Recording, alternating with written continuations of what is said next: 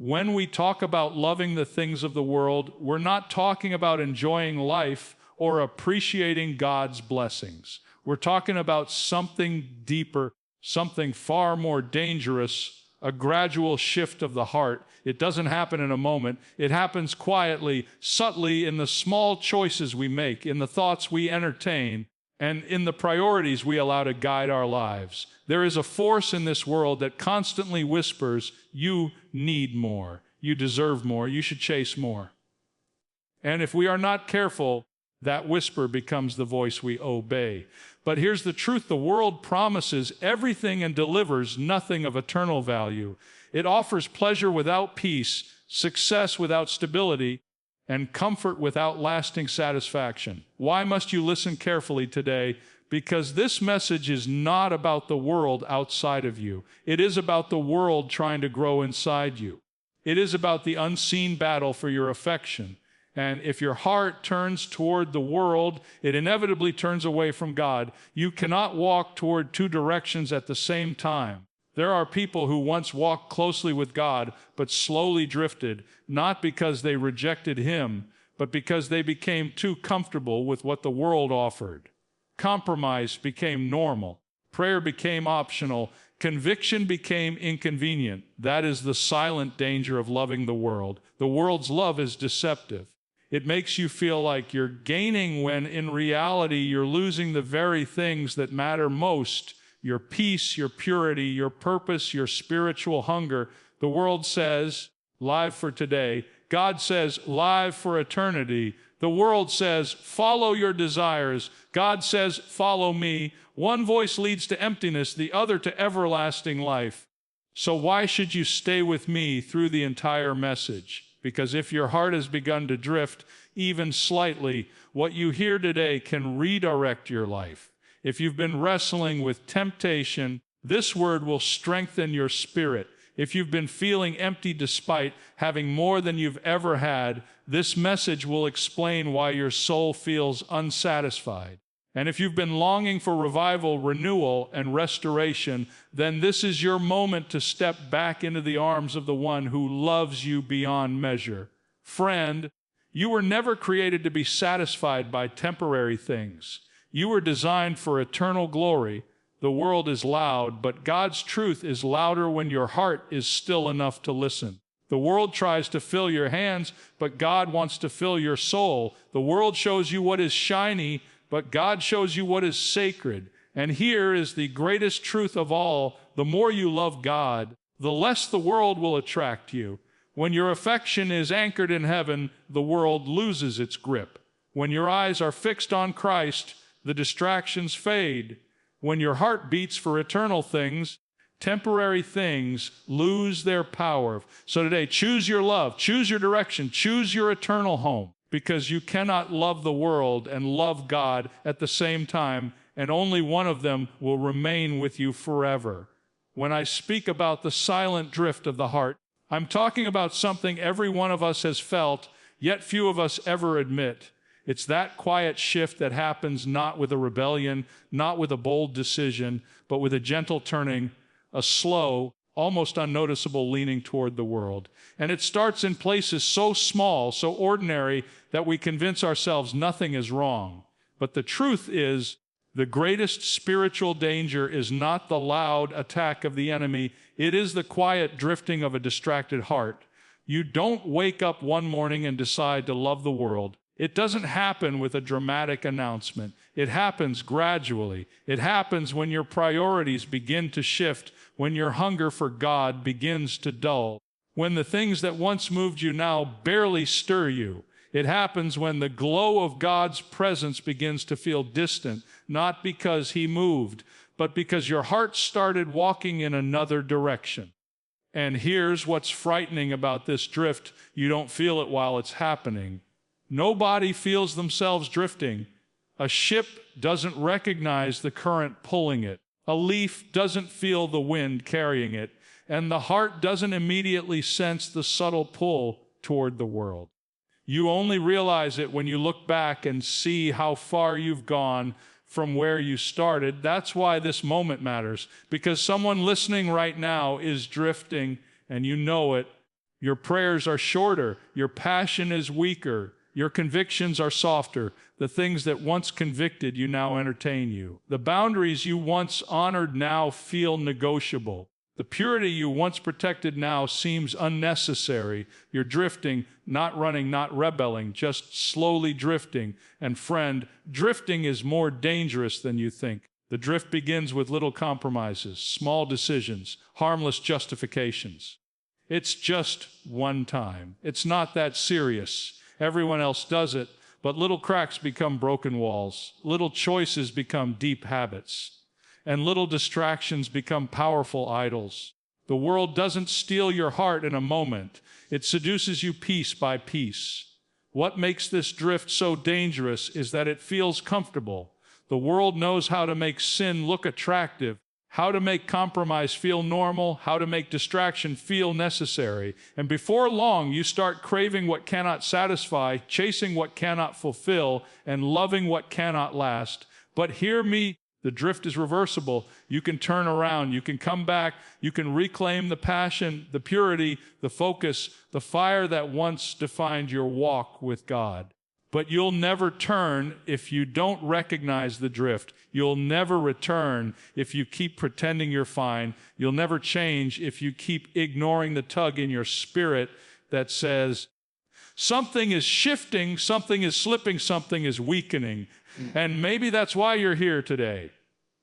Not by accident, not by coincidence, but because God is calling your heart back before the drift becomes a distance you can't deny.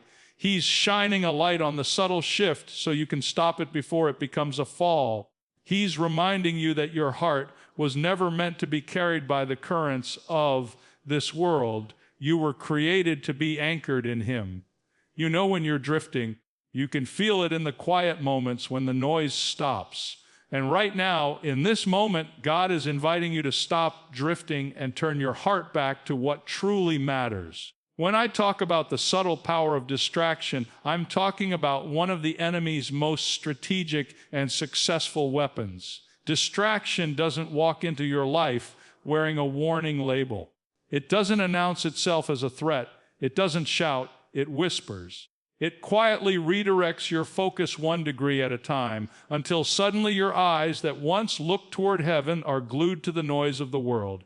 Distraction is powerful because it feels harmless. It comes disguised as normal life, work, responsibilities, entertainment, conversations, routines. None of these things are wrong in themselves, but they become dangerous the moment they start replacing the voice of God in your heart. And that happens far more easily than most people realize. The world doesn't need to corrupt you to defeat you. It only needs to distract you. You see, the enemy is clever. He knows he cannot make you stop believing in God, so he tries to make you stop paying attention to God. If he can keep your mind full, your heart busy, your schedule overloaded, and your emotions tangled, he knows your spirit will eventually grow silent. The distraction becomes the divider. It divides you from prayer, from purpose, from spiritual clarity, from the voice that once guided you so clearly. It begins with one simple shift: you stop seeking God first. And once God is no longer first, everything else quickly becomes louder. The world has 1,000 voices, and each one of them competes for your attention. Voices telling you what to buy, what to chase, what to desire, what to fear, what to love. And when your heart is not intentionally anchored in truth, you start swallowing every message the world feeds you. Distraction doesn't just steal your focus, it steals your strength. A distracted believer becomes a weakened believer. A weakened believer becomes an inconsistent believer, and an inconsistent believer becomes a vulnerable believer. The enemy doesn't need you to fall. He just needs you unfocused long enough to forget who you are and what you carry. What's shocking is how quickly distraction works. You take your eyes off God for a moment, and suddenly the desires of the world look brighter. You skip prayer just this once, and suddenly the spiritual hunger feels a little weaker. You postpone obedience until tomorrow, and suddenly tomorrow turns into next week, next month, and then into a version of yourself you barely recognize. That's the subtle power of distraction. It doesn't attack your life, it shifts your life.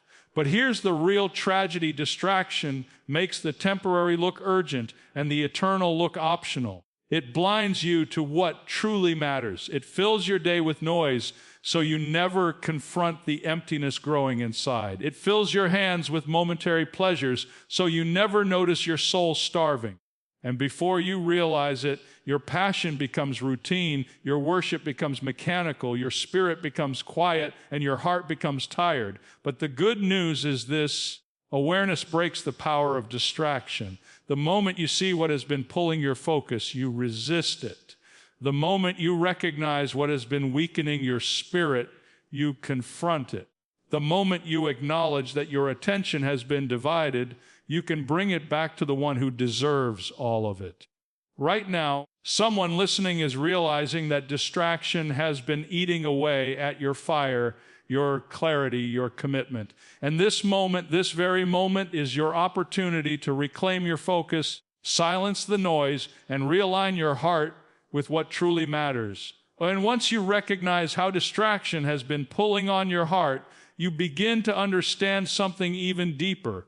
Your priorities are revealing what you truly love, because the battle you're facing is not simply a battle of focus, it is a battle of affection. What captures your time eventually captures your heart.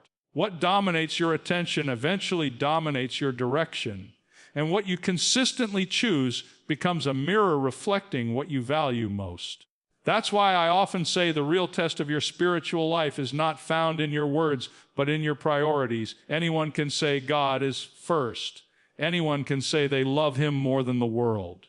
But the schedule, the choices, the sacrifices, the habits, those tell the real story. You can't hide your priorities. They speak louder than anything your mouth could ever declare. And here's where the connection becomes so important. Distraction doesn't just pull your attention. It begins to reorder your priorities without you even realizing it. The things of God slowly shift to the margins, while the things of the world slowly move to the center. What used to be essential becomes optional, and what used to be optional becomes essential. That subtle shift in priorities is the evidence that the drift is already happening. You know this is true when you find yourself giving your best energy to the world and your leftover moments to God. When prayer becomes something you fit in, if possible. When Scripture becomes something you hope to get to. When worship becomes something you do when convenient. That's when you know the world has begun fighting for the throne of your heart. And if you're honest, you can feel that tension, because your spirit knows when something else is trying to sit in God's seat. The world is always competing for first place. Always. It will offer you success, comfort, entertainment, applause, possessions, anything to keep you anchored to what is temporary. And if you're not careful, the battle for your priorities becomes a battle you lose without even noticing. You look back one day and realize you didn't choose the world intentionally. You simply drifted toward whatever drew your affection most. But the danger is even greater than that. When your priorities shift, your spiritual power weakens. You start living reactive instead of purposeful. You start making decisions based on feelings instead of faith. You start depending on your own strength, because the connection to God that once fueled you is no longer alive with passion. A misplaced priority can drain more spiritual strength than the toughest trial ever could.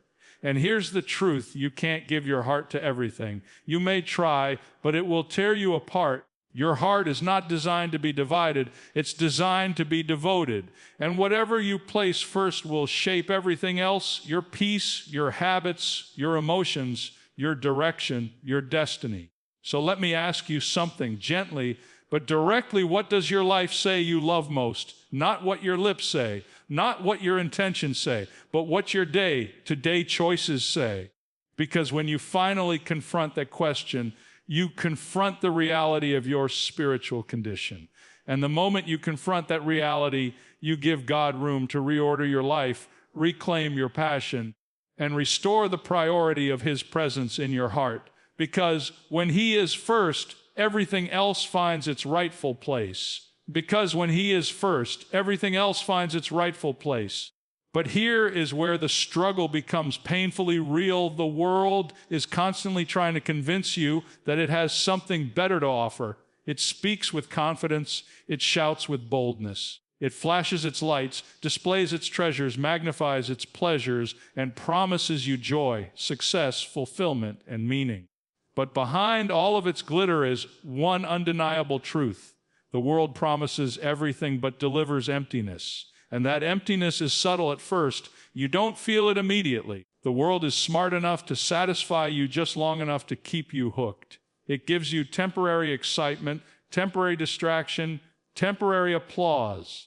It gives you moments that look like happiness but never grow into lasting joy. It gives you attention but not identity. It gives you activity but not purpose. It gives you noise but not peace. That's the deception. The world never tells you the whole truth. It shows you the front of the package, not the damage that comes after. It shows you the thrill but hides the emptiness.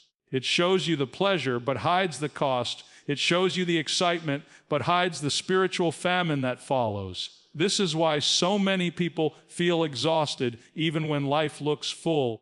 They feel empty even when their hands are full. They feel lost even when their days are packed. Because the world is designed to keep you busy enough to miss what your soul actually needs. And here is the connection to everything we've been talking about. Once your priorities shift, you become vulnerable to the world's illusions. When distraction weakens your attention and misplaced priorities weaken your spirit, the world steps in with its false promises. It offers you substitutes, cheap replacements for the deep satisfaction only God can give. That's why some people chase success but feel empty after every accomplishment. That's why others drown themselves in entertainment but feel more restless than before. That's why others cling to relationships, applause, money, status, hoping these things will fill the internal void. But the void is spiritual, not physical. It cannot be filled with earthly things because it was created for eternal things, and the world knows it. That's why it never stops offering. It keeps you chasing the next thing and the next thing and the next thing until the chase becomes your identity and the emptiness becomes your normal. The world doesn't destroy you through failure. It destroys you through distraction wrapped in success. It convinces you that you don't need God as much as you used to. And secretly, quietly, your soul begins to starve while your life looks full. But listen closely, if you've been chasing the world and still feel empty, that emptiness is not a failure. It is a warning. It is your soul crying out, "This is not what I was made for." It is God reminding you that nothing temporary can satisfy a heart designed for eternity. The world can entertain you, distract you, impress you, overwhelm you, but it cannot sustain you. And maybe that's exactly where you are right now. You've tasted what the world offers, and instead of fulfillment, you found frustration.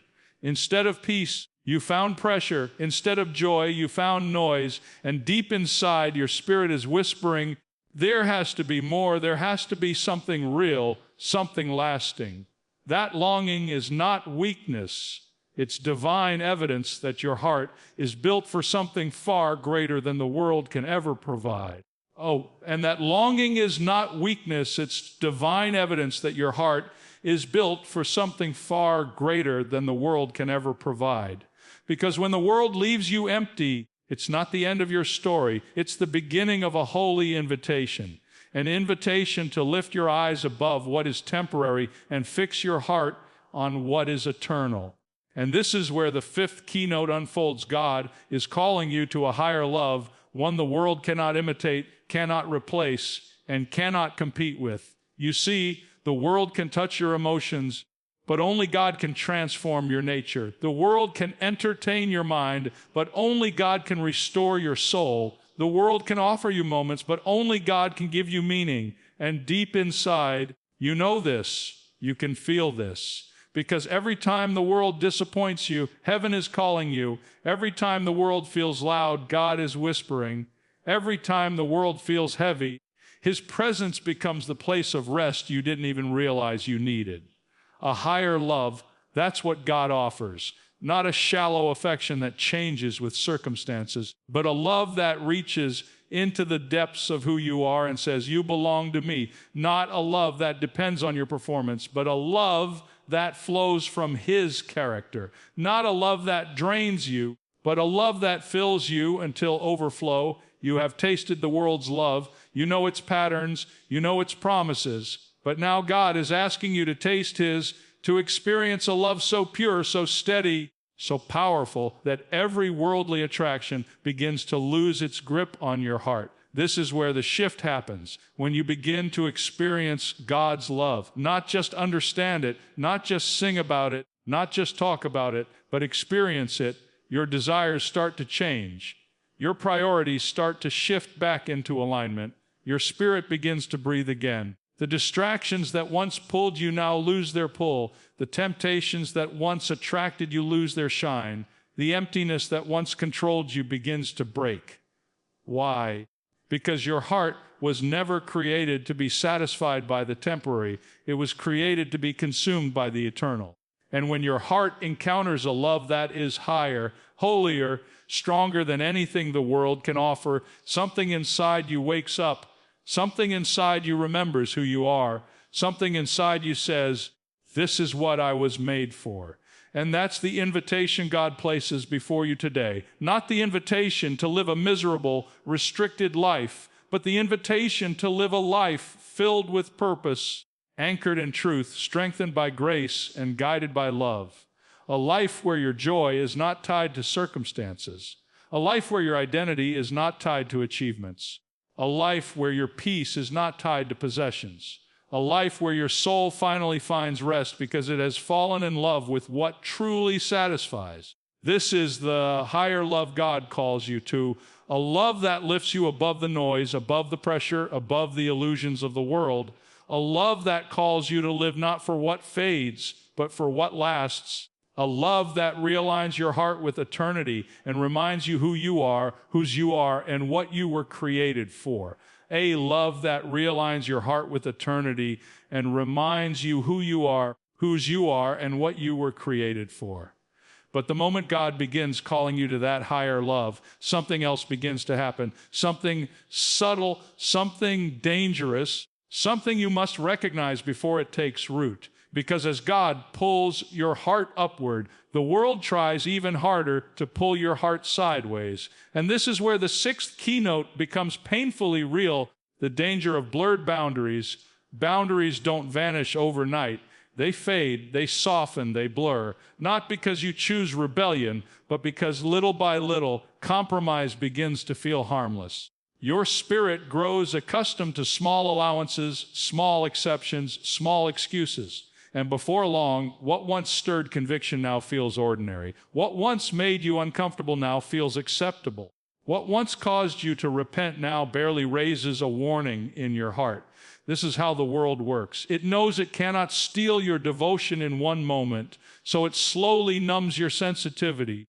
It weakens your resistance by softening your awareness. It leads you not into a sudden fall, but into a slow fade, a drift that feels gentle, but leads to a place that is spiritually dangerous. And the tragedy is this: blurred boundaries never look blurred at first. They look reasonable. They look practical. They look modern. They look like everyone's doing it.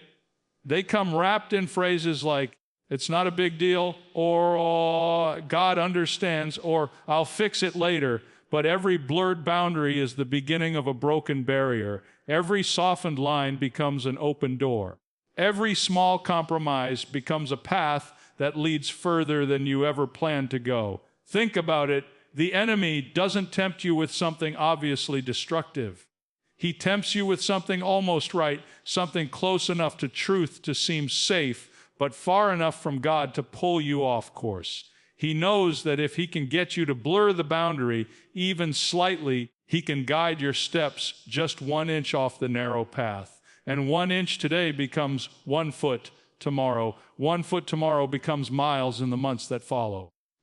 And what makes blurred boundaries so dangerous is that they don't just affect your behavior, they affect your identity.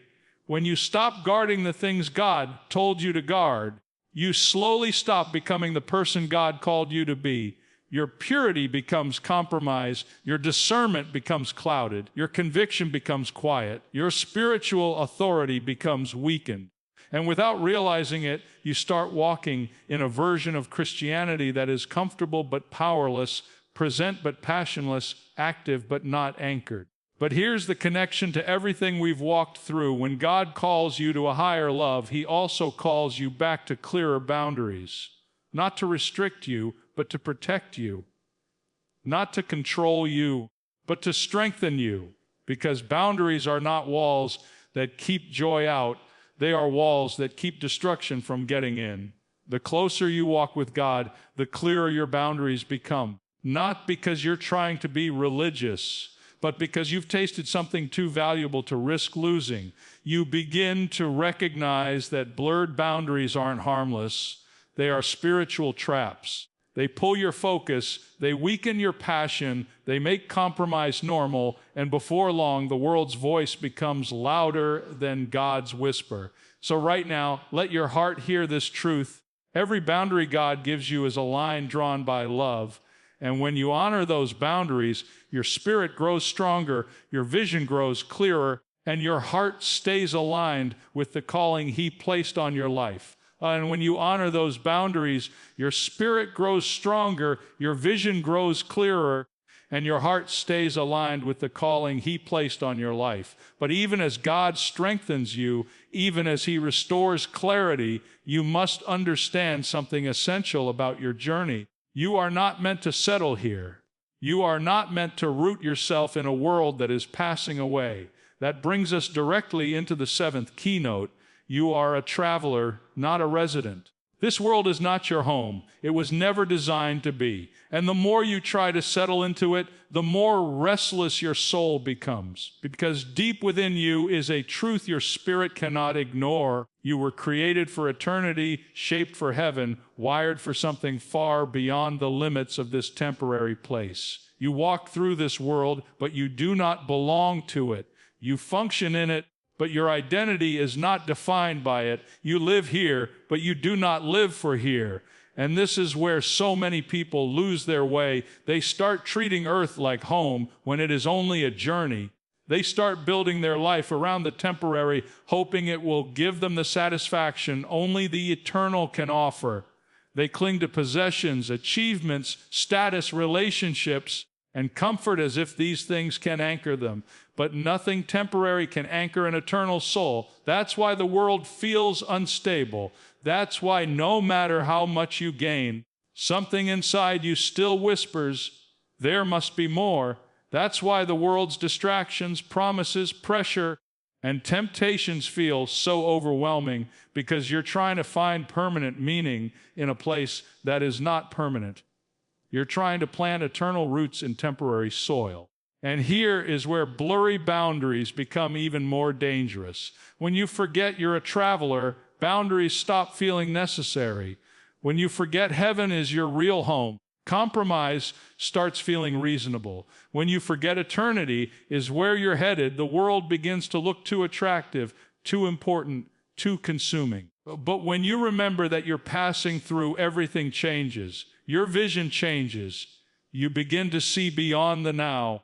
You begin to measure life differently, not by what you accumulate, but by what you become, not by what you gain, but by what you give, not by the applause of people, but by the approval of God. Your priorities change. You stop chasing what doesn't last. You loosen your grip on what the world runs after. You refuse to let temporary things dictate your eternal destiny. Your faith changes. You stop panicking over things that won't matter in eternity. You stop giving fear, failure, or disappointment the power to control you. You recognize that every pressure, every trial, every temptation is part of the journey, not the destination. Because travelers walk lightly. They don't carry what isn't needed. They don't cling to what slows them down. They don't attach their heart to places they won't stay. And that's what God is reminding you today. Don't settle here. Don't fall in love with what won't last. Don't build your identity on what will fade. Don't trade eternal purpose for temporary comfort. You are on a journey, a sacred journey. You're headed somewhere greater, higher, holier than anything this world can offer. And every step you take with that awareness keeps your heart safe from the pull of the world and aligned with the God who is preparing a home for you beyond anything your eyes have seen.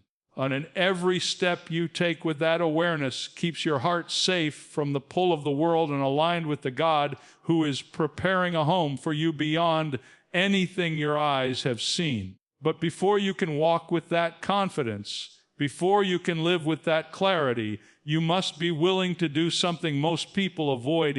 You must examine your heart. And that brings us to the final keynote, the one everything else has been building toward, the challenge to look inward with honesty and courage.